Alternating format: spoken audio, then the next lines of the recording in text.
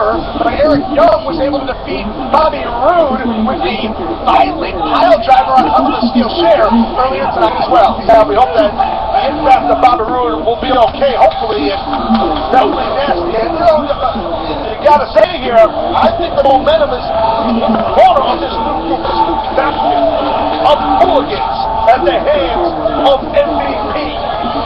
BDC to beat that plan. So, I kind of like it. It's not the fun of the thing.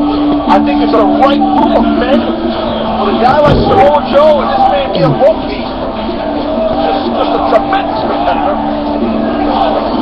Interesting word that you use, hooligans. I don't think that MVP would consider this group a bunch of hooligans. They have a point.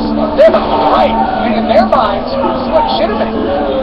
Well, you might be right. I'm just using a word that I think describes them. You see the offense of Loki. What? Oh, the pain. Oh, let's take another look at this, man. Watch how Loki lands on the top of this rope. Oh, God. Austin Aries one step ahead. A nasty spill there by Loki, but Eric spot by Loki to get that bottom rope, that bridging submission, the last chancery.